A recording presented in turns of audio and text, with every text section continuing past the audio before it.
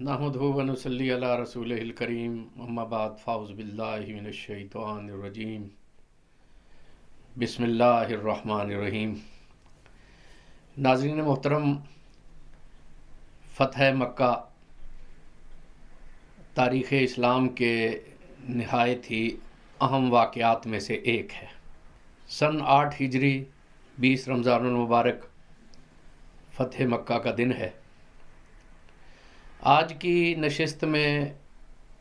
اس مبارک فتح کے کچھ پس منظر کے حوالے سے باتیں گوش گزار کی جائیں گی۔ نبی کریم صلی اللہ علیہ وآلہ وسلم نے فتح مکہ سے قبل 21 سال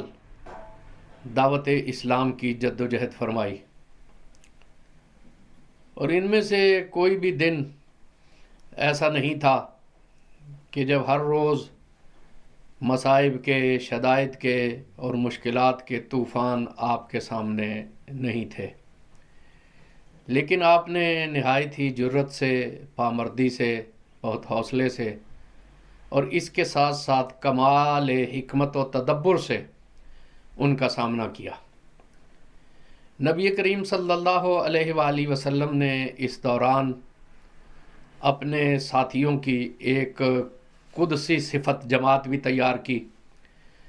جو ہر مرحلے میں حضور اکرم صلی اللہ علیہ وآلہ وسلم کے شانہ بشانہ رہے۔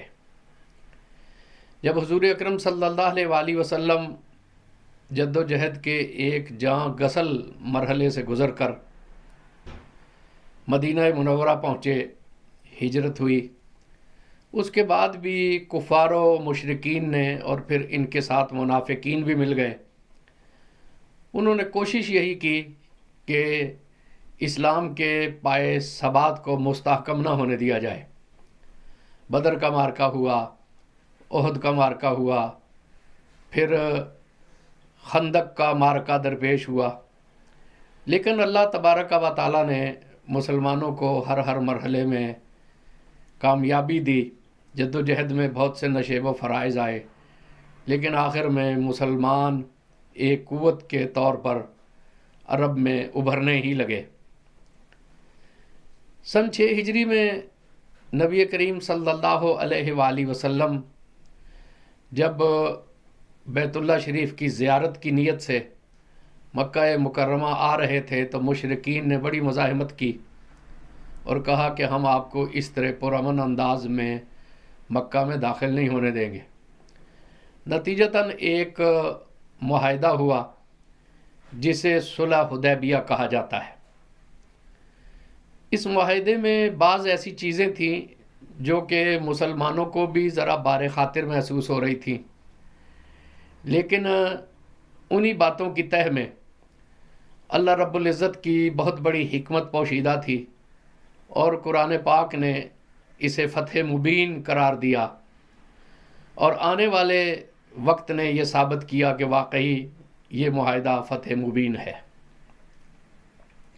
اس معاہدے میں ایک شک یہ تھی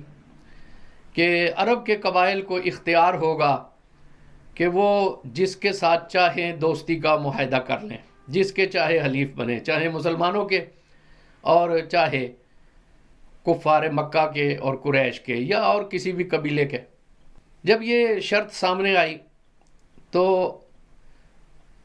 بنو خزاعہ ایک بہت بڑا قبیلہ تھا،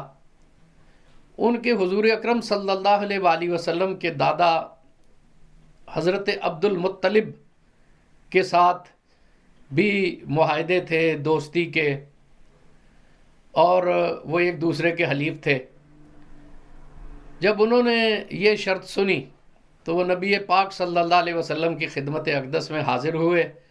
اور اپنے دادا کا عہد یاد دلایا۔ حضور اکرم صلی اللہ علیہ وآلہ وسلم نے اس پر صاد کہی اور بنو خزاعہ سے دوستی کا معاہدہ فرما لیا۔ بنو بکر دوسرا بڑا قبیلہ تھا، انہوں نے قریش سے دوستی کا معاہدہ کیا، اور پھر اس کے بعد کئی واقعات پیش آئے، جیسے خیبر کا معرکہ ہوا جس میں اللہ نے مسلمانوں کو فتح دی،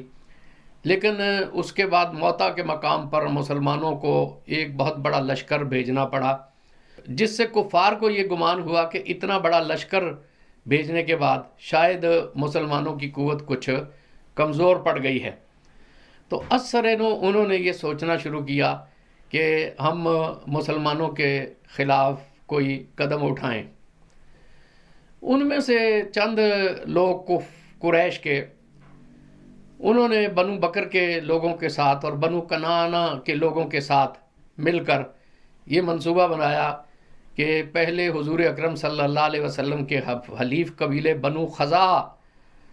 پر حملہ کیا جائے اور انہیں کمزور کیا جائے، چونکہ بنو خزاعہ ایک بڑا قبیلہ ہے اور مکہ کے قریب بھی ہے۔ کل کو اگر کوئی معرکہ درپیش ہوتا ہے تو ان کا مسلمانوں کے ساتھ مل جانا ہمارے لیے خطرے کا باعث ہوگا۔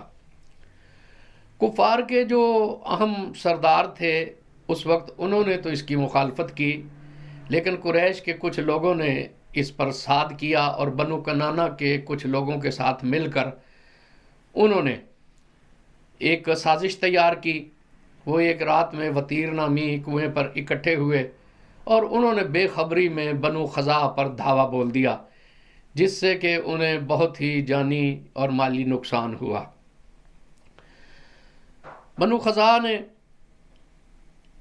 ایک وفد نبی کریم صلی اللہ علیہ وآلہ وسلم کی خدمت میں بھیجا، لیکن اس سے پہلے ہی اللہ رب العزت نے اپنے پیارے حبیب کو مطلع فرما دیا۔ حضرت میمونہ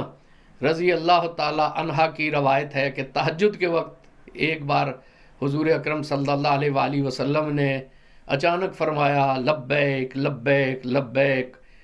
نصرتا نصرتا نصرتا۔ تو وہ حیران ہوئی، انہوں نے پوچھا یا رسول اللہ صلی اللہ علیہ وسلم یہ کیا معاملہ ہے؟ حضور نے فرمایا کہ بنو خزاعہ پر حملہ ہو گیا ہے اور انہوں نے مجھے مدد کے لیے ندا دی ہے، اللہ نے مجھے مطلع فرمایا ہے اور میں نے ان کی آواز پر لبیک کہی ہے۔ یہی بات آپ نے صبح کی نماز کے بعد حضرت عائشہ صدیقہ رضی اللہ تعالی عنہا کو بھی ارشاد فرمائی۔ کچھ ہی دنوں کے بعد عمر بن سالم خزاعی 40 افراد کے ساتھ حضور اکرم صلی اللہ علیہ وسلم کی خدمت میں حاضر ہوئے اور سارا معاملہ گوش گزار کیا۔ حضور نے فرمایا کہ میں تمہاری ضرور مدد کروں گا۔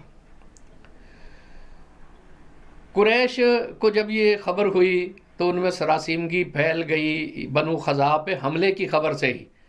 اور انہوں نے کہا کہ اب مسلمان ضرور جو ہے وہ اس کا بدلہ لیں گے۔ انہوں نے بھی کہا کہ اب ہمیں کوئی اس کے بارے میں تیاری کرنی چاہیے اور کوشش کرنی چاہیے کہ ہم جو ہے یہ مسلمانوں کے حملے کو روکیں۔ لیکن نبی کریم صلی اللہ علیہ وآلہ وسلم نے اتنے میں اپنے ایک صحابی حضرت دمرہ کو قاصد بنا کر بھیجا اور قریش کو کہا کہ تمہاری طرف سے معاہدے کی خلاف ورزی کی گئی ہے، اب 3 کاموں میں سے ایک کرو کہ یا تو بنو خزاعہ کے مقتولین کی دیت دو، یا بنو نفاسہ جو کہ ان کا شرارتی قبیلہ ہے بنو بکر کا، ان سے قطع تعلقی کرو، یا پھر صلح حدیبیہ کو کالعدم قرار دے دو اور اعلان کرو کہ تمہارا اس سے کوئی تعلق نہیں ہے۔